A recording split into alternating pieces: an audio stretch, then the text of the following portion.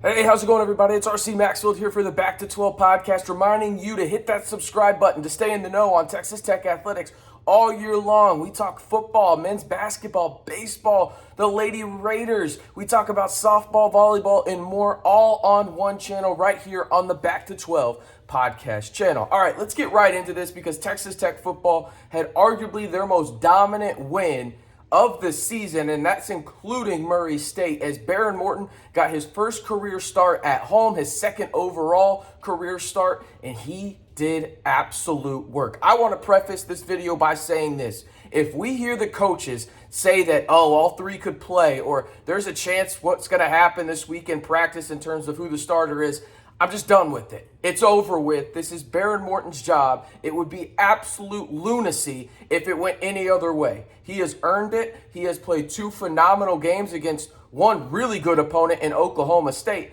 and then one game at home against a West Virginia team that some were picking to upset Texas Tech, but Texas Tech was favored. The final line, -5. They covered that and then some in this one. 48-10 in absolute domination by the Red Raiders, okay? You look at what Behren Morton did in this game, 28 of 45, 325 yards, 2 touchdowns. Donovan Smith even got to come into the game in garbage time to play a little bit. He went 4 for 4, had 30 yards and a TD. But the real storyline in this one on the offensive side outside of Behren Morton was how well the offensive line played and allowed the run game to get going. You had Tahj Brooks eclipse 100 yards in this one on 17 carries. He had 2 touchdowns, and SaRodorick Thompson made a couple guys miss on that impressive 13-yard run as well for 15 carries, 59 yards, and 1 touchdown. And you had Donnell come in. I mean, you had so much time in terms of just, you knew this game was locked in as a win, that you could get some guys some valuable reps against a Big 12 opponent. Now, when it came to the wide receiving side of this, Xavier White stood out again. He seems to be Behren Morton's favorite target, as he had 8 catches, 139 yards, and 1 touchdown. And you got Nehemiah Martinez. He had 6 catches for 52 yards. And then after that, you had a bunch of guys with either 3 catches or lower on this one. Now, when you look at the offense again, you talk about Behren Morton and how great he played because he made some throws that were just jaw-dropping in this one. But you have to give credit to the offensive line. I've poo-pooed them multiple times this year, and I have said that they have played terrible. But you have to give credit when credit is due, and it looked like a complete transformation out of the bye for the Texas Tech offensive line. Were they completely perfect? No, but you don't need to be in this Zach Kittley offense. You just need to be able to run block a little bit, which they did today, but also hold up and pass pro a majority of the time, and that's what they did and then some. I thought this was by far that unit's, the offensive line unit, best performance of the year. I thought they looked great, and the crazy part is yeah, people are going to say, well, West Virginia doesn't have that great of a front, this, that, and the other. It's like, yeah, that's true, but you play who your opponent is, and West Virginia's got a pretty damn good D tackle that's going to play in the NFL for a long time, and Dante Stills, and I can guarantee you this, you didn't hear much about him today. You did not hear much about Dante Stills in this one, because you look at what he did in this, 0 tackles.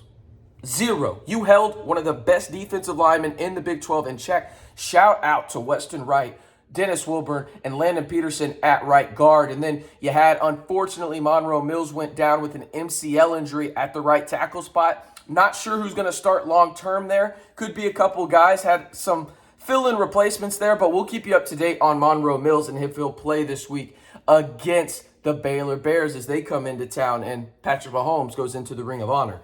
Now, again, give credit to Behren Morton, give credit to the offensive line, but you have to give credit to this Texas Tech defense.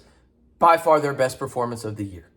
It's that simple. They took 4 takeaways in this one, 3 interceptions of JT Daniels, 1 fumble recovery, was just absolutely electric in getting to the quarterback. I'll read off the stats right here. Muddy Waters led the way. Muddy Waters had 3 tackles for loss. I mean, here's the thing about Texas Tech when it comes down to it. They had 6 tackles for loss. Tyree Wilson had half a sack. But when you look at what was going on for Texas Tech, they just kept pressuring the quarterback in terms of making him uncomfortable, making him have to move up into the pocket and maybe make a throw a little early that he didn't want to make in terms of JT Daniels, right? The way that Tim DeRuyter schemed up this game was just a chef's kiss of artwork out there. The way the secondary played, I've been hyping them up all year, and listen, I'm one of those guys where I can admit where I'm wrong. And I was wrong a couple times about the secondary, but today was what I expect the secondary to do on most occasions. I'm not crazy and think this is going to happen every game, but if you get some semblance of this in terms of the aggressiveness on the outside when it comes to locating the ball and going after the ball, you had Malik Dunlap with an INT, you had Rashad Williams with an INT, and then Taylor Demerson, my goodness, that INT to end the first half was just unbelievable in the end zone. And really, I felt like kept a lot of the momentum with Texas Tech, because you think about the situation there. Let's say if West Virginia does get points, they get the ball to start the second half, and who knows what happens then. Let's say they get a tutty. There's a chance you're looking at a 17-17 game or a 17-13 game, depending on how many points they get, right? So great job by the defense to hold court there. The defense was phenomenal in terms of just really limiting the run game of West Virginia. Obviously, Mathis Jr. getting hurt for the Mountaineers went a long way in that, but you made them uncomfortable. You dominated in the trenches today on both sides, and I talked about that on Twitter. And if you haven't followed me on Twitter, do so at RCMB323, talking Texas Tech football. Way too much probably on there, but I said the three keys of the game were: can you win the turnover battle? Check. Can you win in the trenches and make JT Daniel uncomfortable? Check. And then can you limit the big plays and hold Bryce Ford Wheaton in this game to under 75 yards?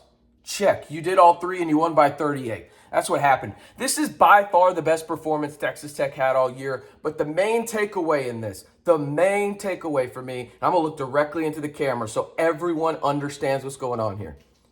Behren Morton is the quarterback of the future, sure, for Texas Tech, but more importantly, he is the present quarterback for Texas Tech. I don't need to hear any more of this, oh, we'd like to play all three in terms of get them valuable reps. Stop it. It's Behren Morton's job. He's earned it. He's got 2 games that he was virtually perfect in, and I will stand at the mountaintop and say that if he did not get hurt in Stillwater with that ankle, I think Texas Tech wins that game. Unfortunately, that's a huge if. It doesn't matter, but he put you in a position to win that game even with a hurt ankle. Okay, so what he's done moving forward, he has earned the right to start from here on out for Texas Tech if he's healthy, and all signs point to him being healthy. I mean, think about this. He had an ankle injury, and then he had his Jordan moment. Joey McGuire talked about it in the press conference, in the post-game presser, where he said that apparently Behren Morton woke up Saturday morning and was just throwing up and thought, man, I don't know if he's going to be able to go. He got an IV, and look what he did, 325-2 against the Big 12 team. He's that guy, man. He's that guy. Congratulations, Texas Tech fans. You finally got the quarterback you've been looking for since Patrick Mahomes left, that MVP, Super Bowl MVP quarterback left for Kansas City. You got him. His name is Behren Morton. Congratulations on that. Once again, Texas Tech wins 48-10 against the West Virginia Mountaineers at homecoming, and now it's a reunion of sorts for Joey McGuire and the Baylor Bears, as Texas Tech will welcome in the Bears on the night where they put Patrick Mahomes in the Ring of Honor at Texas Tech.